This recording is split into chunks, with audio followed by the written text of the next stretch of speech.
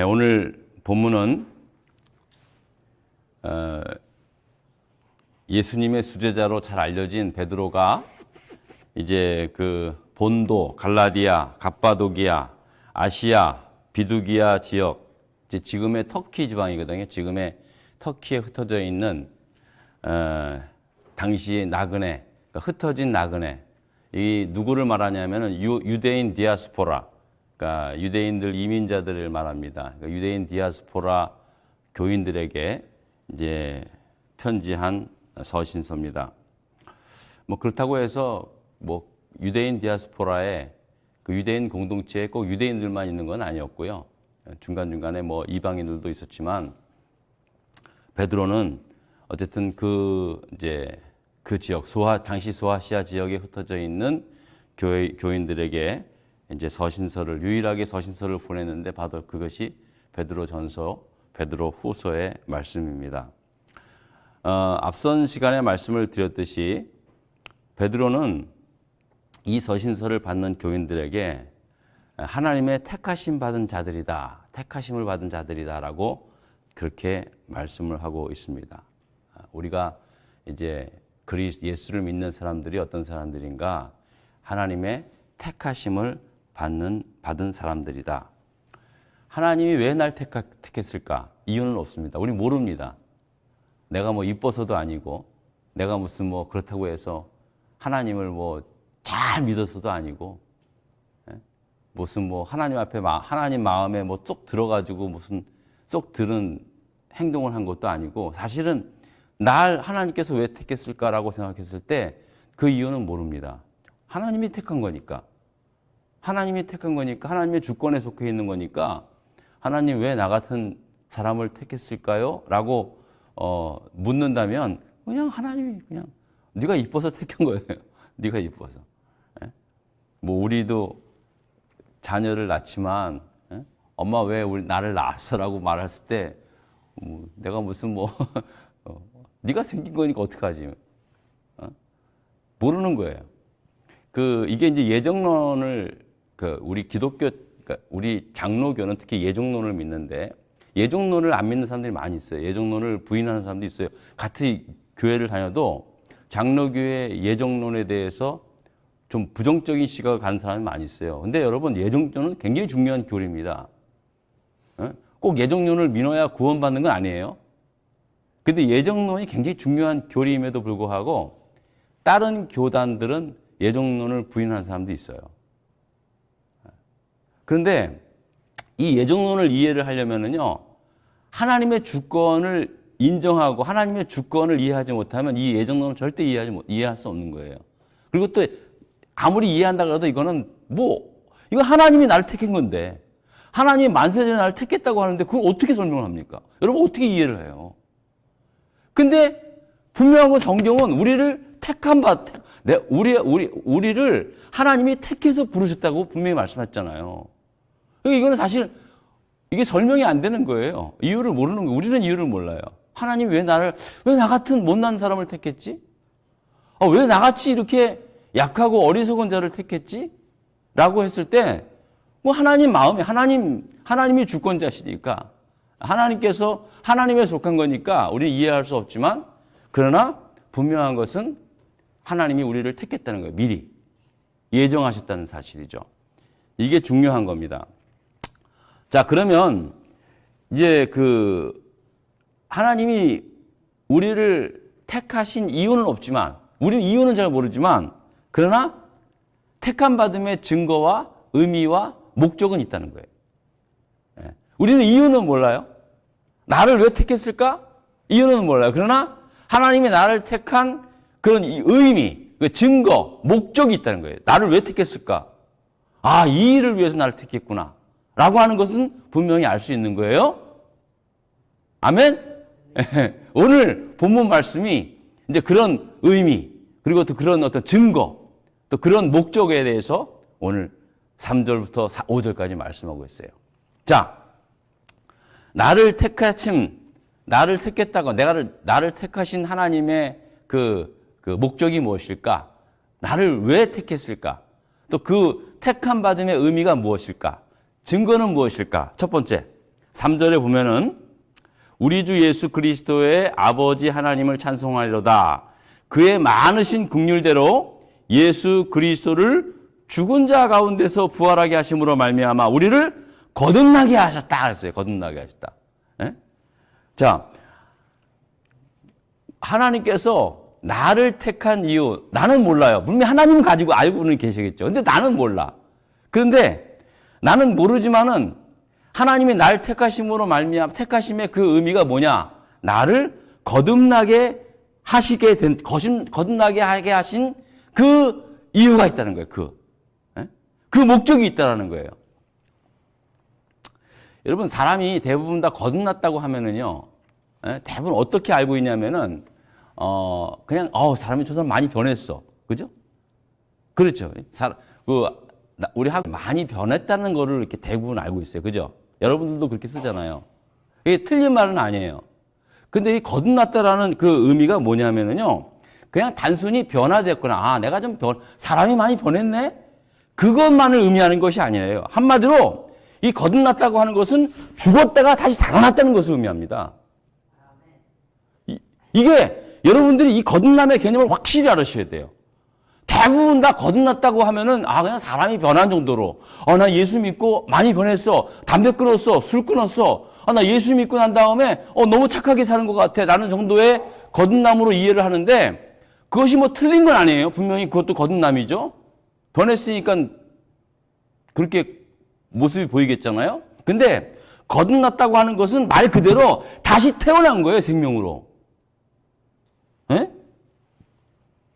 즉, 예수를 믿기 전에는 육적인 생명으로만 살았는데 예수 그리스도를 믿음으로 말미암아 완전히 영적으로 다시 태어난 거예요. 다시 태어난 거예요. 그러니까 예수를 믿기 전에는 그냥 육적인 생명으로밖에는 살 수 없는데 예수를 믿고 나 하나님의 자녀가 됨으로 말미암아 완전히 영적으로 거듭 태어났다는 거예요. 즉 영원한 생명. 그러니까 예수 그리스도를 믿기 전에는 그냥 이 땅에서의 삶에서만 끝나는 그러한 생명으로만 살았는데 예수 그리스도를 믿음으로 말미암아 영원히 사는 그 생명을 얻는 그런 존재가 되었다는 사실입니다. 이게 앞서 어떻게 설명하냐면 예수 그리스도가 십자가에서 죽으시고 3일 만에 다시 부활하심으로 말미암아 나도 십자가와 함께 죽고 부활하신 예수님처럼 하나님 나라의 영원한 생명을 가진 사람으로 다시 태어났다는 사실입니다. 그러니까 비유가 될지 모르지만요. 하루살이는 하루만 삽니다. 그죠? 근데 하루살이는 하루만 살아도 자기는 전생애를 다 산 것 같아. 우리가 보면 하루밖에 못 사는데 자기 스스로 제 딴에는 하루가 그 하루살이의 전체 인생이에요. 그죠? 근데 하루살이가 어떻게 되었다? 매미가 되었다고, 매미. 그거 된 거야. 하루살이는 하루만 살다가 죽는 거야. 근데 하루살이가 매미가 되면 어떻게 돼요? 적어도. 한 7년은, 몇 년은 살잖아요. 그죠? 이건 완전히 다른 존재가 되는 거잖아요. 곤충은 곤충인데, 벌레는 벌레인데, 생명은 생명인데, 그렇게 되잖아요. 마찬가지예요. 우리가, 이게 거듭났다는 이 말이 이게 엄청난 얘기란 말이에요. 예수를 믿고 거듭났다고 하는 것은요, 그냥, 나 교회 다녀서, 그냥 뭐 좀 바뀌었어, 사람 바뀌었어, 이 정도의 의미가 아니라, 그냥 육적인 삶, 그냥 영적이 살다가 끝나는 그냥 그런 존재가 예수 믿음을 위로 말미암아 영원한 천국에서 영원토록 살게 되는 존재가 되었다는 거예요. 이게 거듭남의 의미예요. 와, 이거를 여러분들이 이걸 믿는 거예요. 그리고 이거를 이대로 사는 거예요. 이거 지금 뭐 사는 건 별거 아닌 것 같지만 완전히 다른 거예요. 완전히 다른 존재예요. 마치 예수님께서 가나안 혼인잔치 때 물이 변하여 포도주가 된 거예요. 완전히 변한 거잖아요. 똑같이 마시는 거지만 물질 자체가 완전히 변한 거예요. 지금 여러분들 우리가 예수 그리스도를 정말로 믿고 거듭났다고 생각하는 사람들은요, 이 거듭났다고 믿는 거는요, 이건 모습은 또 똑같다 그랬죠. 똑같죠. 그리고 또 거듭난 어떤 변한 모습은 좀 있겠죠. 행동이 좀 바뀌고 그런 건 있겠죠. 근데 그것뿐만이 아니라 존재 자체가 바뀐 거예요. 영원한 삶을 사는 그러한 존재가 되었다는 사실이에요. 그것도 어디서? 천국에서.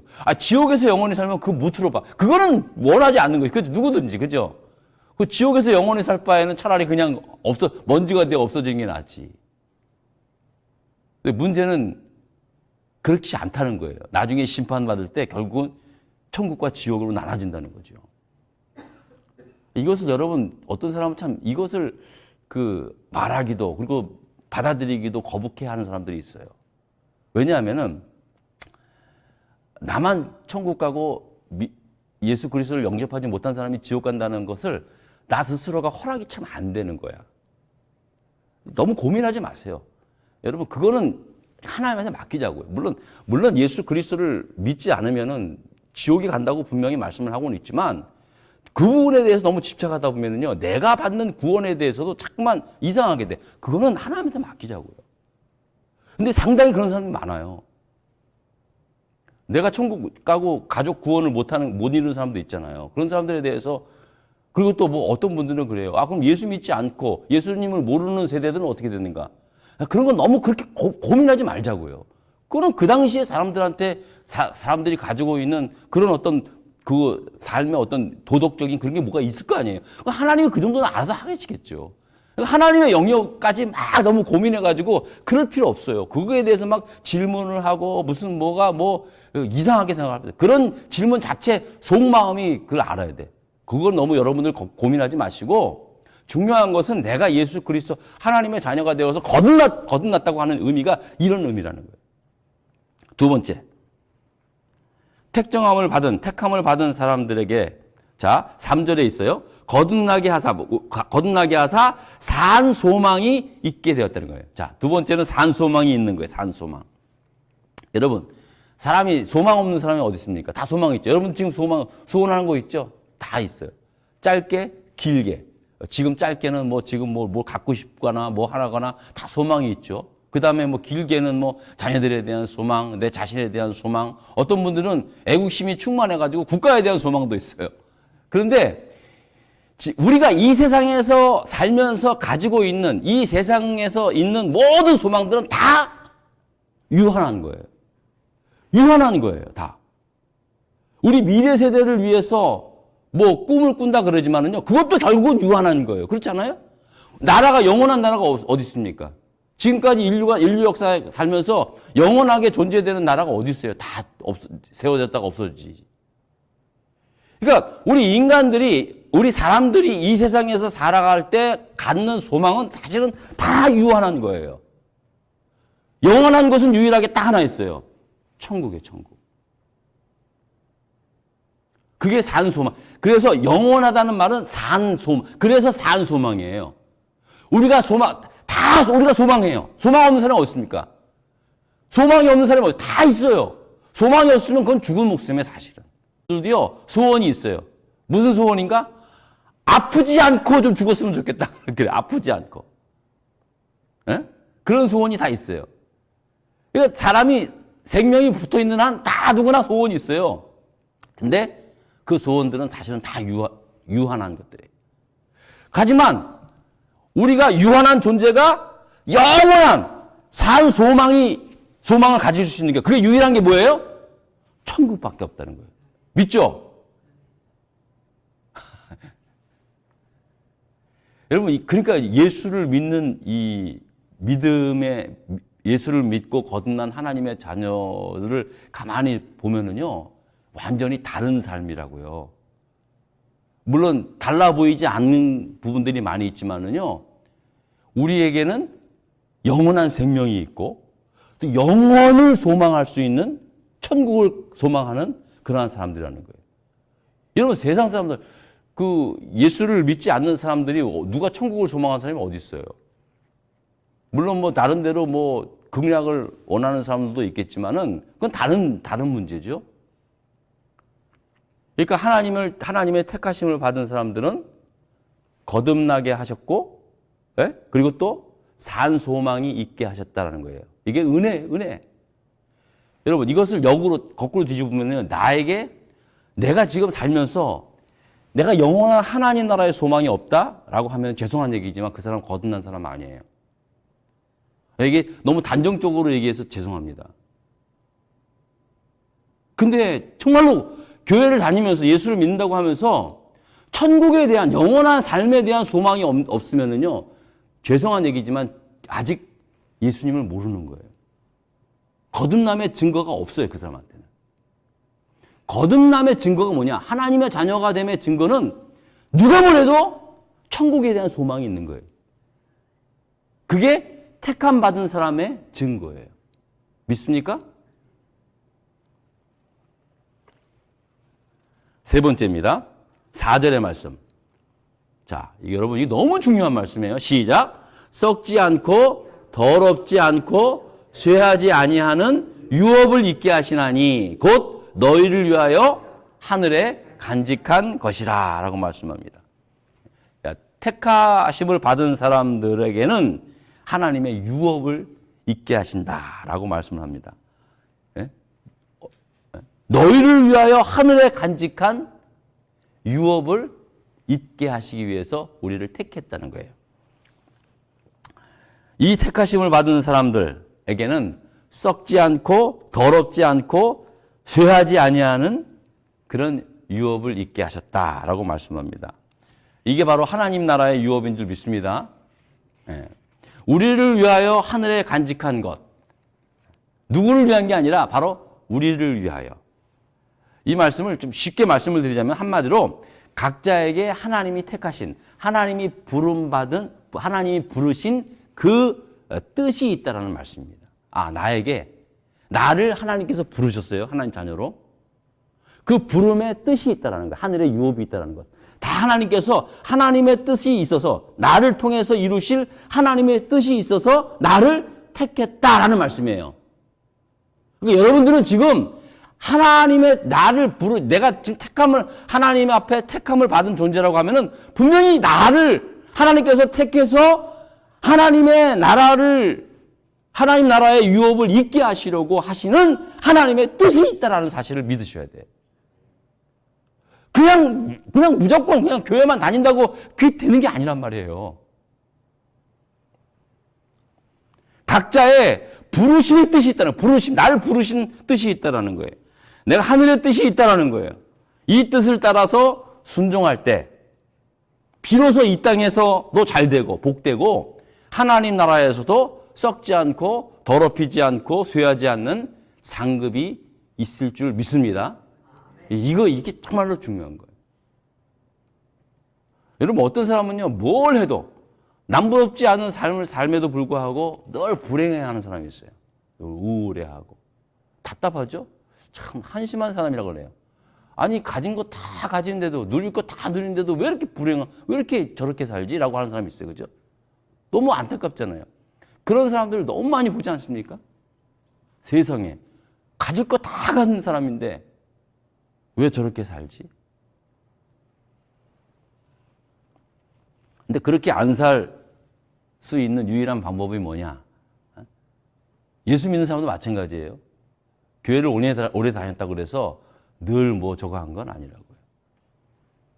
나를 부르신 하나님의 뜻이 무엇이 분명히 있다. 그 사명대로 살려고 몸부림치는 사람이 진짜 이 땅에서 할 것 같지만 사실은 이 땅에서 우리 그리스도인으로서의 삶에 있어서 가장 복된 건 하나님의 뜻을 찾고 나를 부르신 하나님의 뜻이 있음을 분명히 믿고 그 사명대로 살아가는 것. 그게 진짜 참된 삶이라는 사실을 말씀하고 있는 것입니다. 그러니까 내가 택하심을 받은 하나님의 자녀인 줄 믿으시면은요, 아, 나는 하나님 나라의 뜻을, 하나님 나라의 사명을 이루기 위해 사는 사람이구나라고 말씀합니다. 믿으시면 됩니다.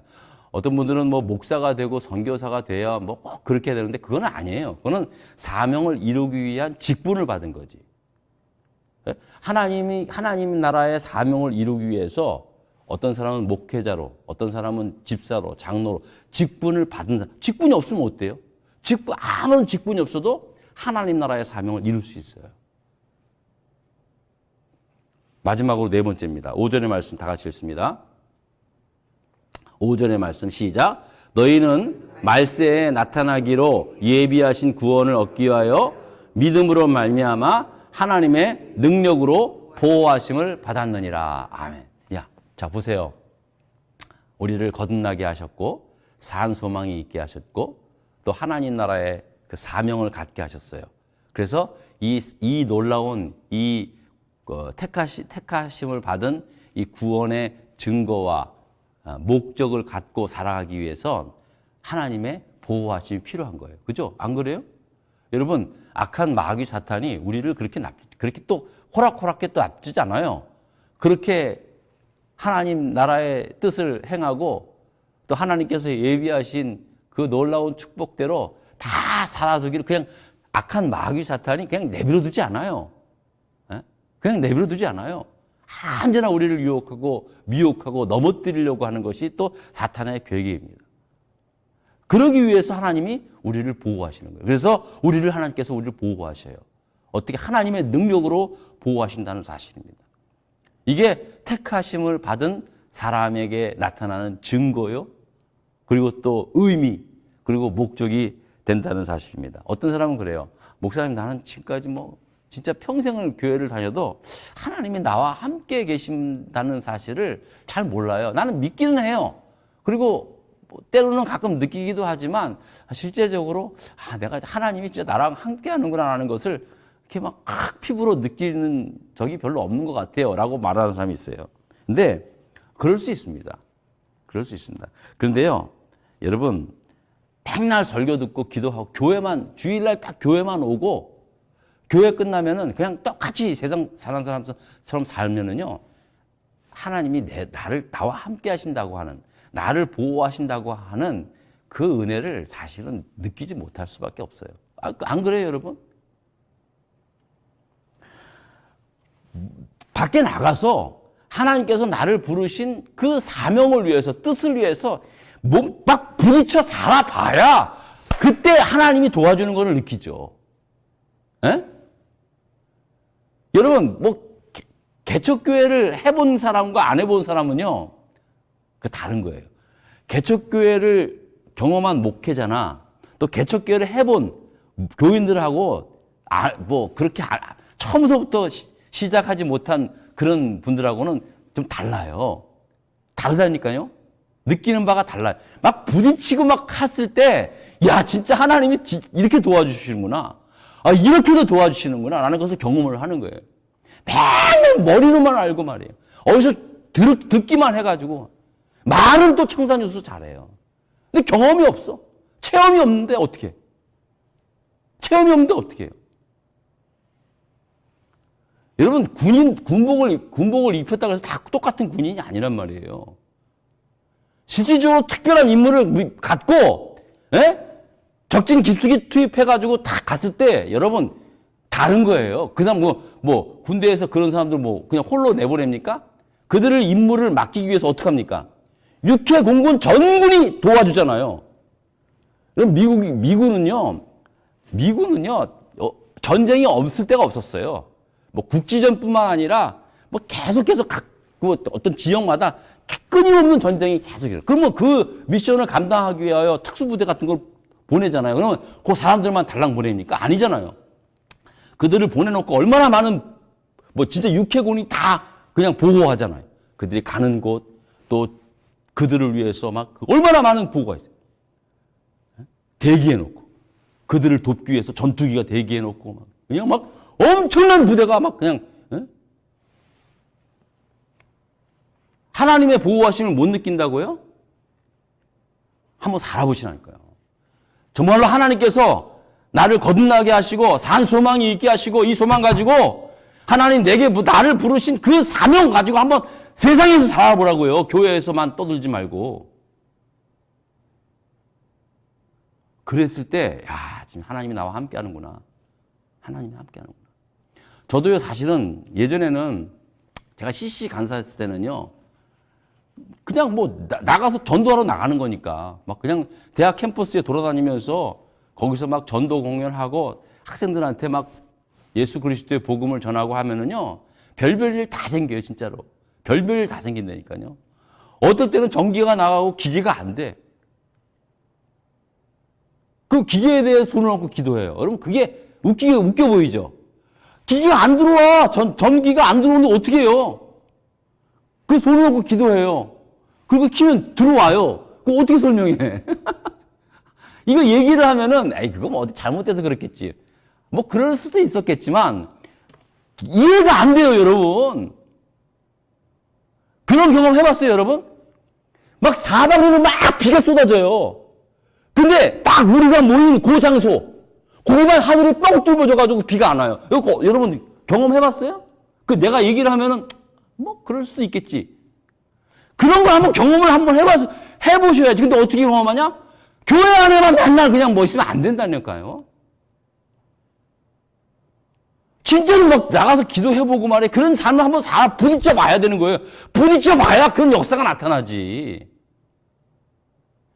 부딪혀 봐야 하나님이 나와 함께 하시고, 하나님의 능력이 나와 함께 한다는 걸 보여줘야죠. 교회가 너무 힘이 없어. 예전에 교회는요, 정말 그렇지 않았어요. 주일날 예배 드리고 막 전도하고 그냥.